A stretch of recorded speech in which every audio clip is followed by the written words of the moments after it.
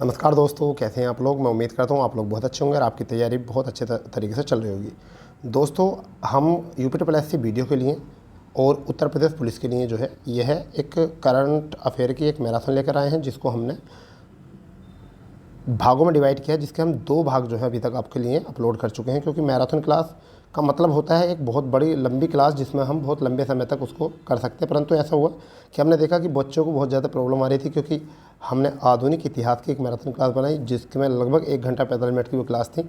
बच्चों को बहुत ज़्यादा असुविधा लगी, क्योंकि उनको एक प्रॉब्लम थी कि आँखों में दर्द होना, ठीक है, इस तरीके की प्रॉब्लम चल रही थी।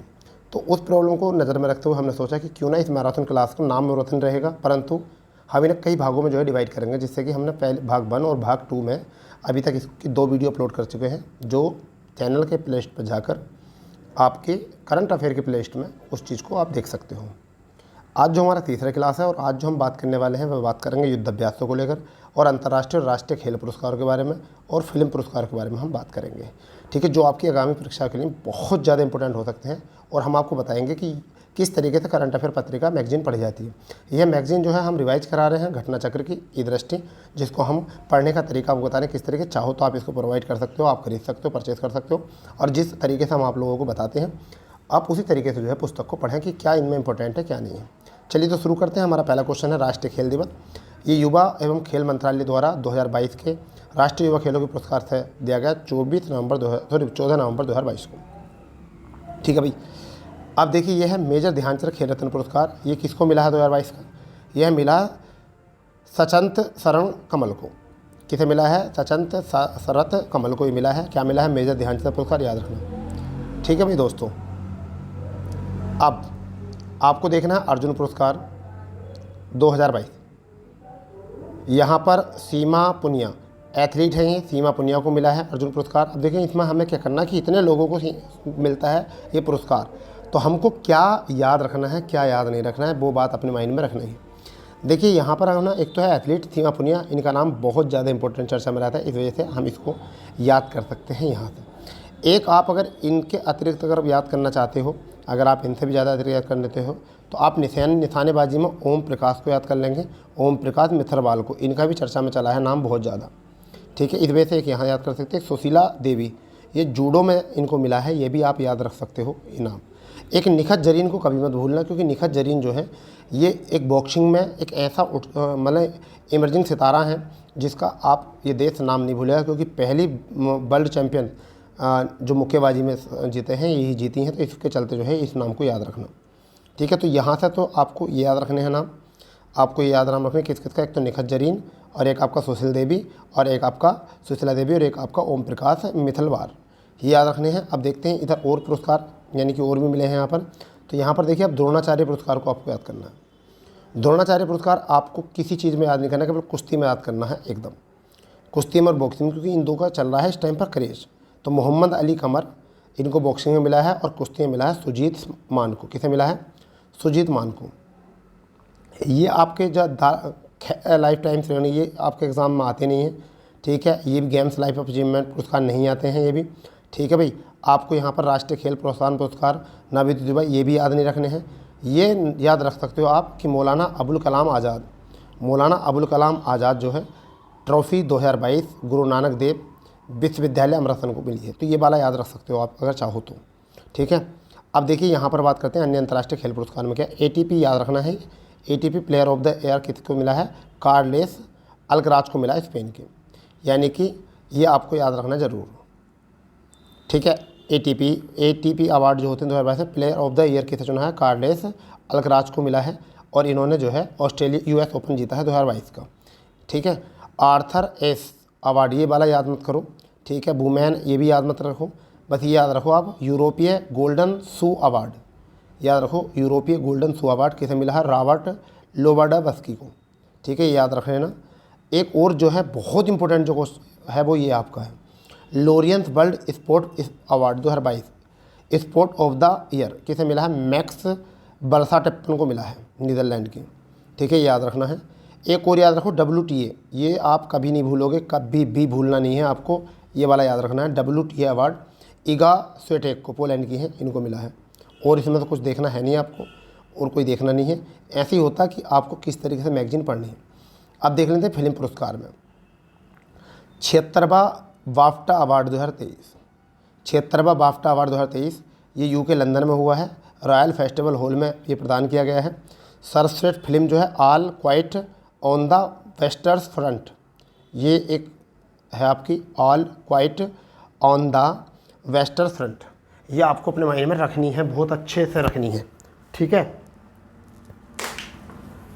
इसे बना के रखो, अपने की पॉइंट बना के रखो, क्योंकि ये की पॉइंट परीक्षा में आपको बहुत ज़्यादा हेल्पफुल करने वाले हैं, ठीक है भैया। चलिए अब ये तो हो गया यहाँ से। सर्वश्रेष्ठ निर्देशक याद रखो बस, फिल्म तो हो गया, निर्देशक जो है आपका एडवर्ड बर्जर, क्योंकि इसी फिल्म के लिए इन्हें मिला है। सर्वश्रेष्ठ अभिनेता यहाँ रखो ऑस्टिन वल्टर, एल्विस के लिए मिला है।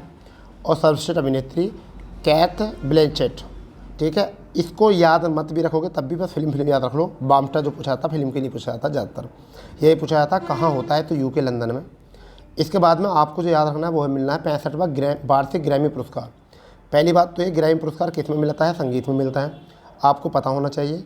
इसमें केवल आपको यही बात करना है कि ये तीसरी बार यह पुरस्कार जो जीता है रिकी केज ने जीता है, रिकी केज ने, और ये उपलब्धि हासिल करने में पहले भारतीय हैं, ठीक है। अब रिकी केज ने जीता है, ठीक है। किसने? रिकी केज ने तीसरी बार ये पुरस्कार जीता है, ठीक है। किसने जीता है? रिकी केज ने। और ये लॉस एंजल अमेरिका में प्रदान किया जाता है, ठीक है। रिकॉर्ड ऑफ द ईयर जो चुना गया है अबाउट डैम टाइम को चुना गया है। Album of the year Harry's house को चुना गया है यहाँ पर, ये भी आपने माइंड में रखना है, ठीक है भाई इसका याद रखना है किसे मिला है, रिकी केज को मिला है, यह तीसरी बार ये पुरस्कार, ठीक है। अब हम याद करने वाले नेक्स्ट जो है ना, बहुत प्यारा क्वेश्चन है यहाँ से। देखिए एक ये है 80वां गोल्डन ग्लोब पुरस्कार, 80वां ग्लोबल गोल्डन पुरस्कार जो मिला 2023 में, ये सही वर्गों में प्रयुक्त किया जाता। तो सर्वश्रेष्ठ फिल्म जो ड्रामे के रूप में है, ठीक है, वो है आपकी द फेबलमैन्स, फेबलमैन्स यहाँ से हो जाएगी। द सर्वश्रेष्ठ फिल्म कॉमेडी में द बसीज ऑफ इनिशेरिंग, ये इंपॉर्टेंट है, ठीक है। और इसमें कोई याद रखने वाली बात है नहीं आपको कि और कुछ याद रखो, छोड़ो, सबको छोड़ो, ठीक है। बस इसमें एक ही याद रख लेना, सर्वश्रेष्ठ गीत, ये सर्वश्रेष्ठ गीत याद रख लेना।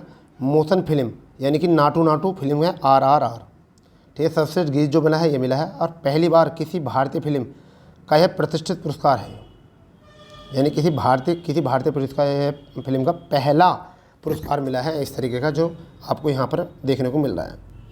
चलिए ये आपके एग्ज़ाम में आते हैं बहुत ज़्यादा। 67वां फिल्म फेयर अवार्ड 2022 जियो वर्ल्ड सेंटर मुंबई में घोषणा की गई इसकी, और पुरस्कार किस किस को मिला ये आपको याद रखने हैं। देखिए जो एग्ज़ाम में आना है उसको तो आप बना के रखो, जो एग्ज़ाम में आना है उसको बना के रखो। अब देखिए सर्वश्रेष्ठ फिल्म जो है ये बच्चा जानता, शेरशाह जो है ये है, शेरशाह मूवी है, ठीक है। अब क्रिटिक्स मूवी की अगर बात करें कि जो उसमें कुछ क्रिटिक्स हो,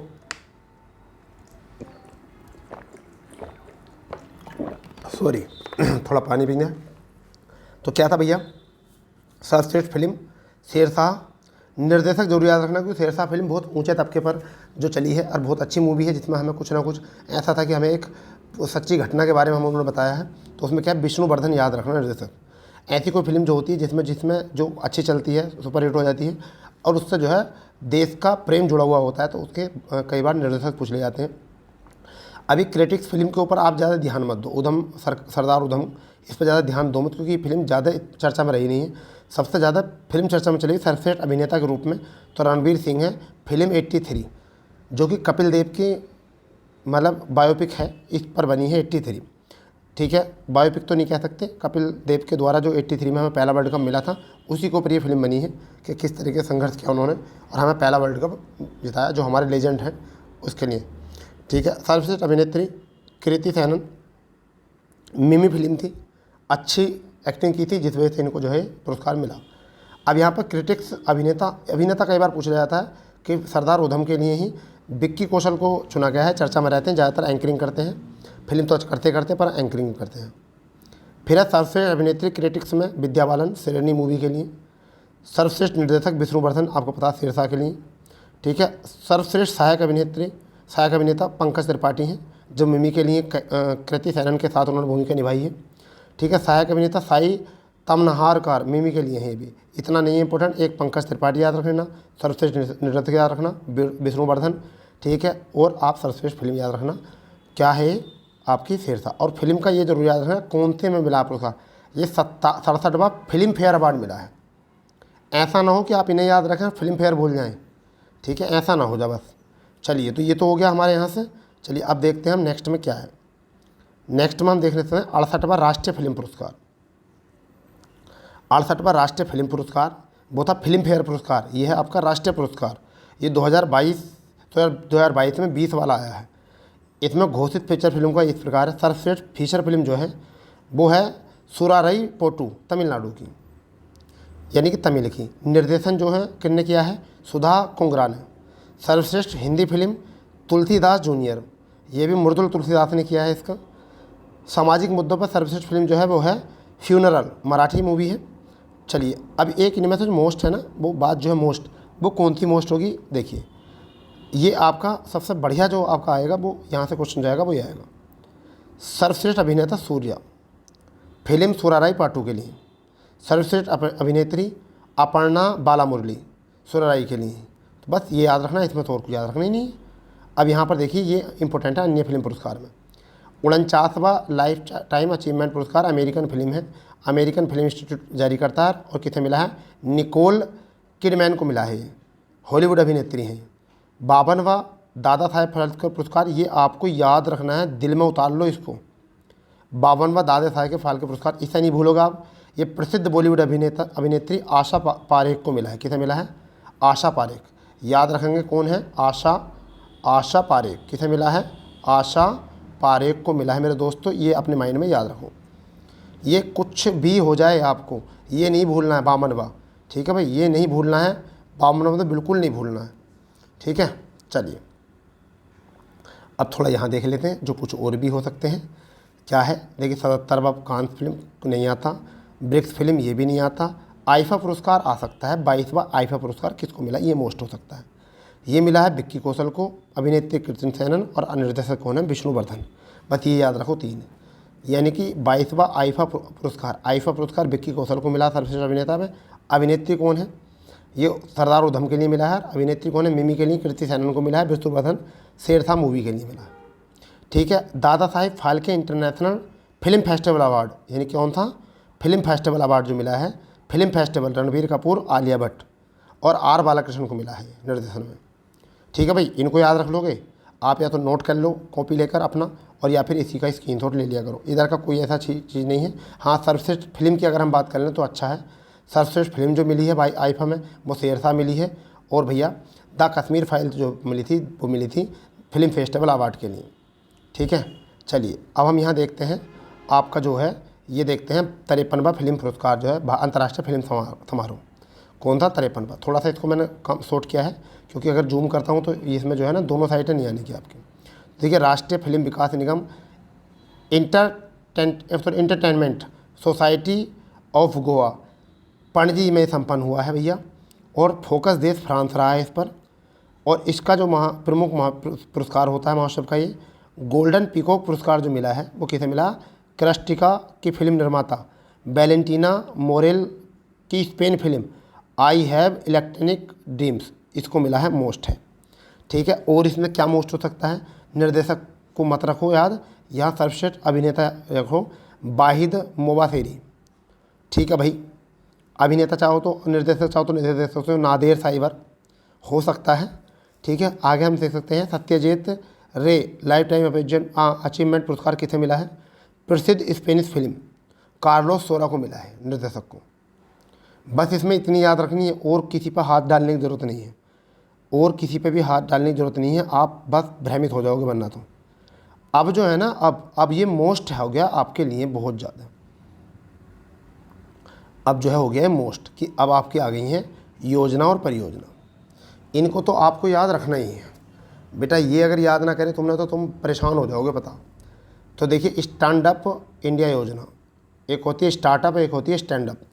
तो ये 5 अप्रैल 2023 को इसने अपने पूरे 7 साल कर लिए हैं, और ये 5 अप्रैल 2016 को शुरू की गई थी ये योजना, महिला और अनुसूचित जाति जनजातीय लोगों के बीच में उद्यमशीलता को बढ़ाने के लिए, ठीक है भैया। और इस योजना का विस्तार जो है वो 25 तक कर दिया गया। तो पहली बात ये आपको याद रखनी है कि स्टैंड अप का मतलब होता है अपने कदमों पर खड़ा होना है, ठीक है। स्टार्टअप का मतलब किसी चीज़ का निर्माण करना है, ठीक है, कहीं पर उद्यम को बढ़ाना होता है। तो यहाँ पर 7 वर्ष पूरे हो गए 5 अप्रैल 2023 को, शुरू हुई थी 5 अप्रैल 2016 को। तो पूछी जा सकती है कब शुरू हुई, तो 2016 में। यही पूछी जा सकती है 7 वर्ष पूरे कब करे, 23 में। 5 वर्ष कब पूरे किए, 21 में। ठीक है भैया, किस किस के लिए बढ़ावा देने के लिए की गई थी, तो आपको ये भी याद रखना है। बढ़ावा देने के लिए की महिला, SC ST वर्गों के लोगों के बीच में उद्यमशीलता बढ़ाना, सेवा व्यापार क्षेत्र, कृषि से जुड़ी गतिविधियों में वित्तीय सहायता करना। इस योजना का विस्तार 2025 तक कर दिया गया है। ये आपको याद रखना, कब तक कर दिया गया है, 2025 तक। याद रहोगे, बस 2-3 बात याद रखनी है। अब हम बात करने वाले हैं मुख्यमंत्री वृक्ष संपदा योजना। ये भी याद रखनी है, मुख्यमंत्री वृक्ष संपदा योजना। छत्तीसगढ़ के मुख्यमंत्री भूपेश बघेल ने विश्व वानिकी दिवस, यानी कि विश्व वानिकी दिवस 21 मार्च 2023 को इस योजना का शुभारंभ किया है बस। और इसमें काम एक ही है, वृक्षारोपण को बढ़ावा देना। ठीक है, ग्रामीण क्षेत्रों में ये वाला काम है। और इसमें 5 एकड़ भूमि पर वृक्षारोपण किया जाएगा। ठीक है, और इसके हेतु जो है इसके लिए सरकार जो है 100% जो है 5 एकड़ से अधिक भूमि वृक्षारोपण में 50% वित्तीय अनुदान करेगी। और जितनी 50 एकड़ है 5 एकड़ उसमें 100% करेगी। और इससे ऊपर की जो करेगी वो 50% करेगी वित्त पोषण। हो गया, मतलब काम की बात केवल। जलपोत निर्माण मत करो याद, छोड़ दीजिए, इसको नहीं आने का। हमें पता है, अगर आ जाए तो फिर हमसे बात कर लेना, मिल लेना। ठीक है भाई, अब बात करते हैं बेंगलोर मैसूरू एक्सप्रेस वे। ऐसे क्वेश्चन बनते हैं, ये क्वेश्चन बनते हैं क्योंकि प्रधानमंत्री नरेंद्र मोदी द्वारा राष्ट्र को समर्पित कर दिया गया है। यह परियोजना 6 लेन वाली है। NH 275 पर बेंगलोर निद्दाघट्टा मैसूरू खंड में बनाया गया है। 111 किलोमीटर लंबा इस सड़क परियोजना में कुल निर्माण की लागत नहीं पूछी जाती कभी भी। ठीक है, बस ये पूछना कहाँ से कहाँ तक और कितने लाइन का है, 6 लाइन का। ठीक है, प्रतिस्पर्धा स्कीम नहीं याद रखनी है, छोड़ दीजिए। ठीक है, हम पर विश्वास कीजिए, छोड़ दीजिए। हाँ, वैभव फेलोशिप योजना छोड़ दीजिए। ठीक है भैया, हाँ ये क्वेश्चन इंपॉर्टेंट होता।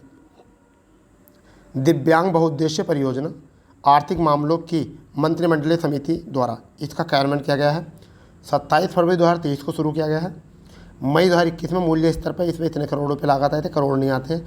बस ये याद रखना है, NHPC द्वारा अरुणाचल प्रदेश में स्थित 2880 मेगावाट की परियोजना का कार्यान्वयन किया गया है। कौन सा, 2880।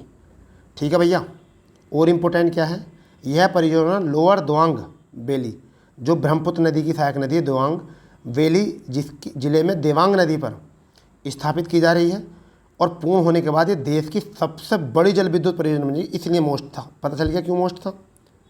पता ही नहीं है ना आपको तो कुछ तो, कि आपको कौन सा टॉपिक पढ़ना, कौन सा क्वेश्चन पढ़ना, एग्जामिनर क्या कर रहा, एग्जामिनर के दिमाग से कैसे खेलना है, ऐसे खेलना है भाई। मैं किताब छापूंगा, कोई भी किताब छापेगा तो पूरी छापेगा, क्योंकि कहीं कोई तो PCS की तैयारी कर रहा, कोई UPSC की तैयारी कर रहा, कोई पुलिस की तैयारी कर रहा। अब पुस्तक तो सभी के लिए छपेगी, मगर आपके एग्जाम के लिए क्या इंपॉर्टेंट है, ये तो बात हमें समझनी है ना। क्योंकि जब 1450 ग्राम मस्तिष्क दिया है हमको, दिमाग दिया है, उसका सही प्रयोग करो। ठीक है ना। चलिए बेटा, अब देखो, ये देश की पहली, ऐसा क्वेश्चन तो जहाँ भी पहला मिल जाए ना आपको, वो तो करना ही है आपको। देश की पहली समुद्री स्थैनिक योजना का ढांचा, योजना का ढांचा जो है देश की पहली, वो भारत नार्वे एकीकरण महासागर पहल के एक समझौते के रूप में ये पांडुचेरी में लॉन्च किया गया। कहाँ पर किया गया बेटा, पांडुचेरी। 13 फरवरी 2023 की बात है। ये समझिए, बहुत इंपॉर्टेंट हो सकती है वीडियो के लिए। जो वीडियो की तैयारी कर रहे हैं बच्चे मेरे दोस्तों, उनके लिए तो बहुत इंपॉर्टेंट हो सकता है ये। चलो देख लेते हैं क्लास को जरा एक बार, कितनी टाइम की हो गई है, 18। बहुत, अभी तो बहुत चलेगी क्लास हमारी, टेंशन ना लो। आज कोशिश करेंगे कि इसका एक जो है क्लियर करते हैं पढ़ा, आगे जो है फिर हम और आगे देखेंगे क्या है। चलिए थोड़ा आगे देखते हैं। दिल्ली दौसा लालसोट खंड क्या है ये Delhi Mumbai high express way है के प्रथम चरण का निर्माण किया गया। किसका, दिल्ली मुंबई एक्सप्रेस वे के प्रथम चरण का निर्माण, यानी कि 246 किलोमीटर लंबा ये खंड है, इसको किया गया। अभी इस पर कोई ज़्यादा गौर करनी नहीं, क्योंकि अभी पूरा हुआ नहीं है। 6 राज्यों को यहाँ पर करता है। कौन कौन सा है, दिल्ली, हरियाणा, राजस्थान, मध्य प्रदेश, गुजरात, महाराष्ट्र से होकर गुजरेगा। तो आपको पता ही है दिल्ली से सारे राज्य पड़ते हैं रास्ते में। ये तो थोड़ा सा कॉमन सेंस होगा, तब भी लगा लोगे आप। ये निजी उद्योग पार्कों में विकास की योजना अभी पूरी नहीं है, छोड़ दीजिए इसको भी। ठीक है, एकीकृत खाद्य सुरक्षा योजना, ये आपका एग्जाम में आ सकता है बस, कि एकीकृत खाद्य सुरक्षा योजना जो है वो क्या है। 1 जनवरी 2023 को शुरू की गई है योजना, 1 जनवरी 2023 को। ये प्रधानमंत्री जी ने गरीब कल्याण अन्न योजना रखा है इसका नाम क्या रखा है, गरीब कल्याण अन्न योजना। आपसे क्वेश्चन ये पूछेगा हाल ही में किस योजना को का नाम प्रधानमंत्री गरीब कल्याण अन्न योजना रखा गया है, तो ये रखा गया है आपका एकीकृत खाद्य सुरक्षा योजना का। उद्देश्य है 80 करोड़ से अधिक गरीब व अत्यंत निर्धन लोगों को खाद्य सुरक्षा या खाद्य सुरक्षा अधिनियम के तहत निःशुल्क खाद्य उपलब्ध कराना यहाँ से हो सकता है इसका। ठीक है। सुन्नी बांध परियोजना एग्ज़ाम के लिए मोस्ट है। सुन्नी बांध जल विद्युत परियोजना बहुत इंपॉर्टेंट है, हिमाचल प्रदेश में। पहली बात तो ये है हिमाचल प्रदेश में की गई है और 382 मेगावाट की ये जल विद्युत परियोजना है। इतनी बात यहाँ सराहना को आर्थिक मामलों की मंत्रिमंडल समिति के द्वारा शुरू की गई है। बस इतना, ज़्यादा नहीं भैया, इतना ही। ठीक है रे। बीकानेर सौर ऊर्जा परियोजना ये मोस्ट है। राष्ट्रपति द्रौपदी मुर्मू ने राजस्थान में SJVN लिमिटेड की एक परियोजना पर आधारशिला रखी है, ये मायने में रखो। ठीक है। और देख लेते हैं क्या है इस पर, और देखते हैं क्या है भाई। कुछ और मिल जाएगा अच्छा कुछ तो हम बता देंगे आपको, टेंशन ना लो, बिल्कुल भी टेंशन ना लो। चलिए ये अच्छा हो सकता है। आंध्र प्रदेश राज्य में श्री सैलम मंदिर का विकास परियोजना शुरू की गई है। कुर्नूल में ये किया गया है। कहाँ पर? कुर्नूल में इस परियोजना का उद्घाटन किया गया है। और श्री सैलम मल्लिकार्जुन स्वामी मंदिर भगवान शिव और देवी पार्वती को समर्पित है। ठीक है। श्री सैलम मंदिर का याद रखना, श्री सैलम मंदिर। ठीक है। कहीं ऐसा ना हो आपके एग्ज़ाम में भगवान शिव और पार्वती देवी जी आ जाए और फिर करो अरे ये क्या हो गया। ठीक है बबुआ। ठीक है। प्रोजेक्ट वाणी क्या है इसको भी समझेंगे। प्रोजेक्ट वाणी क्या है मेरे दोस्तों? प्रोजेक्ट वाणी यह है, ये प्रोजेक्ट भारतीय विज्ञान संस्थान ने कृत्रिम बुद्धिमत्ता और रोबोटिक टेक्नोलॉजी पार्क और गूगल द्वारा संयुक्त रूप से लागू किया। तो देखो 3 याद रखो, एक तो भारतीय विज्ञान संस्थान, कृत्रिम बुद्धिमत्ता यानी कि AI और robotic technology park, art park जिसे कहते हैं। ठीक है, आर्ट पार्क।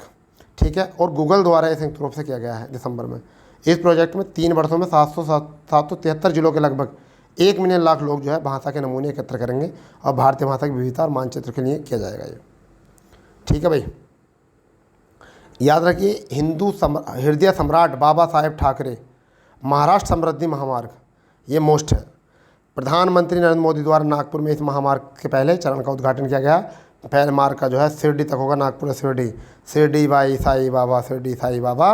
यहाँ से याद रखना, आपको जोड़ना पड़ेगा यहाँ से। इस महामार्ग का जो अन्य नाम है वो Nagpur Mumbai super communication express way है। चलिए आगे देखते हैं क्या है भैया। नागपुर मेट्रो का पहला और दूसरा चरण। नागपुर मेट्रो देख लो, महाराष्ट्र में नागपुर मेट्रो की बात हो लगी भैया। नागपुर मेट्रो का पहला और दूसरा चरण जो है वो शुरू कर दिया गया है, फिलाइंस कर दिया गया है। प्रधानमंत्री नरेंद्र मोदी जी ने पहला चरण और समर्पित किया। खापरी मेट्रो स्टेशन पर दूसरे चरण का फिलाइंस रखा है। ठीक है, इतना याद रखना है। हरी झंडी दिखाइए 2 ट्रेनों को चलने की। ठीक है, बस ये अच्छा क्वेश्चन है ये वाला। 3 हवाई अड्डों के लिए डिजिटल यात्रा का शुभारंभ किया है किसने? ज्योतिरादित्य सिंधिया। कौन है? उड्डयन मंत्री हैं, नाम ये भी पूछा सकता है। ठीक है। इंदिरा गांधी अंतर्राष्ट्रीय हवाई अड्डा नई दिल्ली में शुभारंभ किया गया है। ठीक है। और वाराणसी और बेंगलोर इन 3 अड्डों में काम किया गया। कहाँ पर? एक तो इंदिरा गांधी वाराणसी में और नई दिल्ली में, सॉरी बेंगलोर में, वाराणसी में और नई दिल्ली। ठीक है, 3 हवाई अड्डों पे काम किया गया है। ठीक है, आप इसको याद रखेंगे, बना के रखो, टेंशन ना लो बिल्कुल भी। जब तक टेंशन की कोई ज़रूरत नहीं है आपको। ठीक है, टेंशन लेने की कोई दिक्कत ही नहीं है, आप टेंशन लेंगे ही नहीं। मुख्यमंत्री बुनकर सौर ऊर्जा योजना अच्छी है। बुनकर छोटे कुटीर उद्योग पर जो है MSME पे ज़्यादा ध्यान दे रहे हैं प्रधानमंत्री जी। हमारी यह योजना लागू होनी 5 वर्ष तक के लिए अगर की जाएगी और शुरू की गई 25 नवंबर 2022 को। मेरे दोस्तों, सरकार जो है ना पावर लूम बुनकरों को सोलर प्लांट की कुल लागत 50% अनुदान करेगी। देखो, और SC ST वालों को 75%। मज़ा ही आ जाएगा बिल्कुल। ये समझ लो सब फ्री में मिल गया एकदम। ठीक है, उद्योग को बढ़ावा मिल रहा है। चलिए, राष्ट्रीय जैव ऊर्जा कार्यक्रम ये शुरू किया गया है मोदी जी ने। नवीनीकरण ये दिया है, नवीनीकरण ऊर्जा मंत्रालय ने काम किया है। भाई इतना याद रख लो। चलिए आगे देखते हैं, आगे इसके बारे में कुछ और खबर है क्या? नहीं है। ठीक है, अभी इसको छोड़ दो। बैंक डिजिटल मुद्रा थोक ये नहीं आता है एग्जाम में।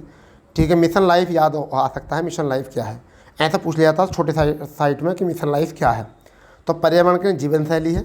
गुजरात के केवड़िया में एकता नगर में स्टैचू ऑफ यूनिटी के संयुक्त राष्ट्र महासचिव एंटोनियो गुटेरेस की उपस्थिति में मिशन लॉन्च किया गया। तो बातें बहुत सारी हैं इसमें।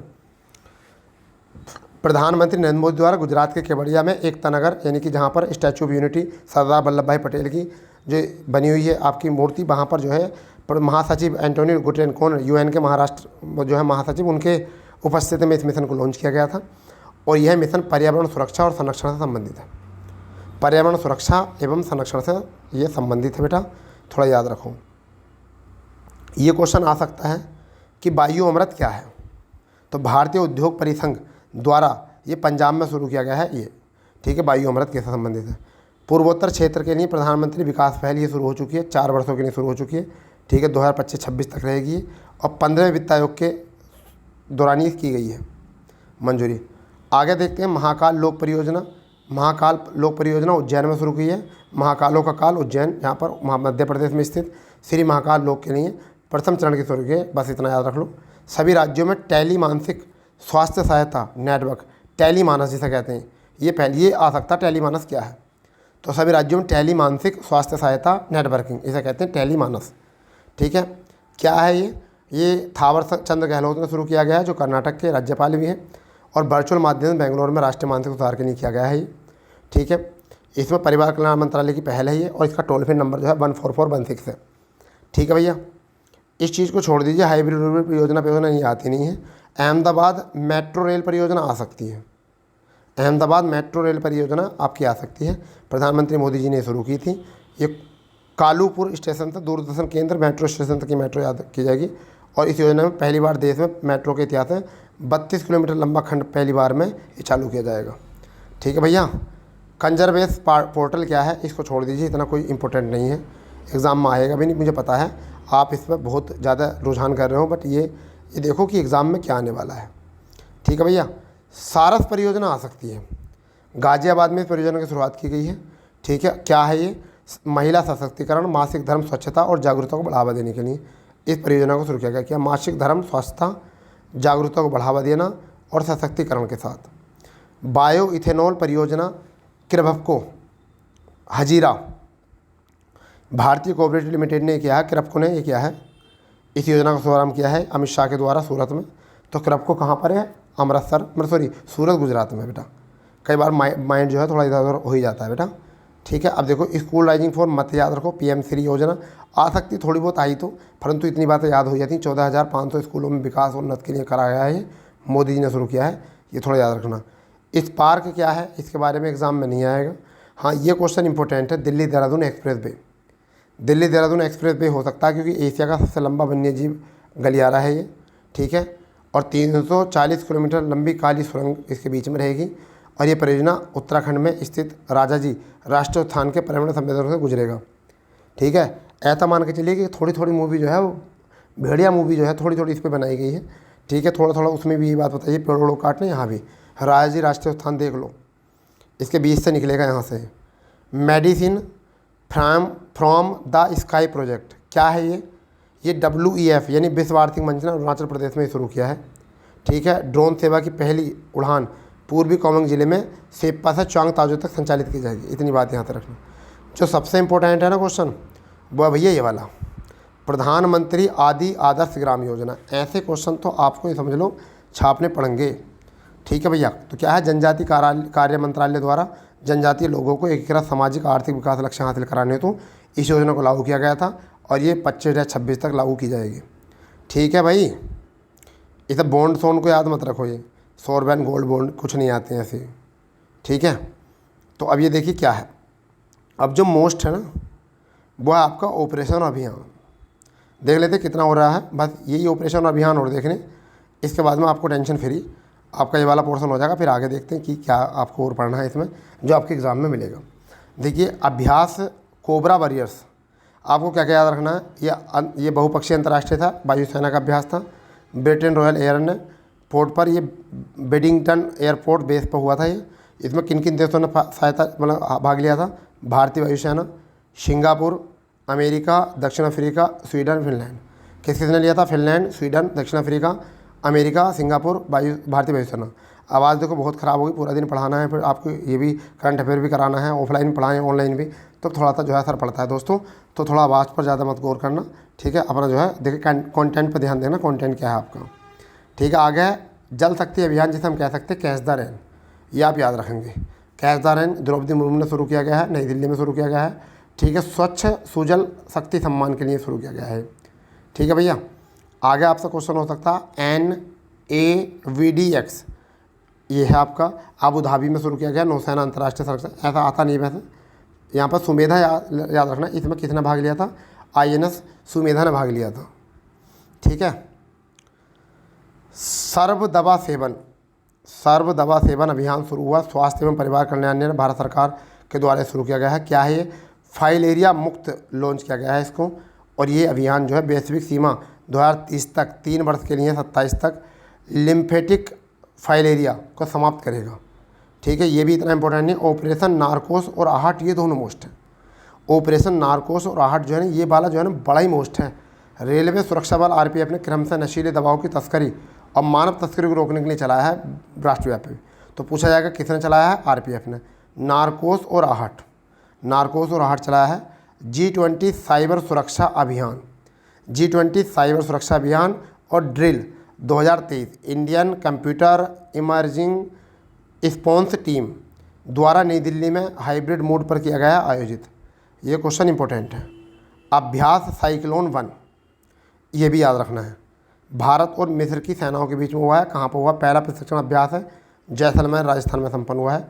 अभ्यास संगम 2022 भारतीय नौसेना मार्कोस और यूएस नेवी सील के बीच यह नौसैन्य पर हुआ है। 5वां संस्करण गोवा में संपन्न हुआ है। अभ्यास समन्वय, अभ्यास समन्वय याद रखना है। 2022 में हुआ था, वायुसेना और वार्षिक में हुआ है। और हम जो है अभ्यास करा चुके हैं, आपको देख लेना, करंट अफेयर वाली क्लास में आपके पढ़े हैं। जो बच गए थे वो हमने PDF से बना करा रहे हैं आपको। चलिए आगे देखते हैं और क्वेश्चन क्या है। और क्वेश्चन क्या है? सी ब्लिज 2022 देश के सबसे बड़े राष्ट्रव्यापी तटरक्षा अभ्यास का 3रा संस्करण है। गरुड़ याद रखो 7 है। भारत और फ्रांस के बीच में चलता है द्विपक्षीय अभ्यास। 7वां संस्करण जोधपुर वायुसेना राजस्थान में शुरू किया गया था।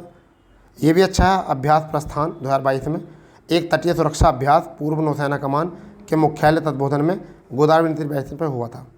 ठीक है भैया दोस्तों। पावर एक्स याद रखना 2022 साइबर सुरक्षा अभियान है।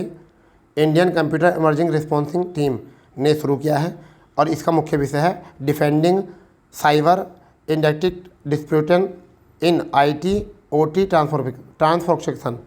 ठीक है भैया। ऑपरेशन गरुड़ अभी बताया ही है। ऑपरेशन गरुड़ 2022 ये CBI ने शुरू किया है अवैध पदार्थों को, ये तस्करी को रोकने के लिए देशव्यापी अभियान है पूरे देश में। ठीक है। ऑपरेशन मेघ चक्र बाल यौन शोषण सामग्री के प्रसार और उसे साझा करने के विरुद्ध अखिल भारतीय अभियान केंद्रीय ब्यूरो ने शुरू किया है ये। ठीक है मेरे दोस्तों। आगे देखते हैं ऑपरेशन सेवा, डिग्निटी, नन्हे फरिश्ते, मिशन जीवन रक्षा, ऑपरेशन मृत्यु। देखो सारे ऑपरेशन जो है ये आ गए आपके। नन्हे फरिश्ते, मिशन जीवन रक्षा, ऑपरेशन मातृशक्ति, ऑपरेशन सेवा।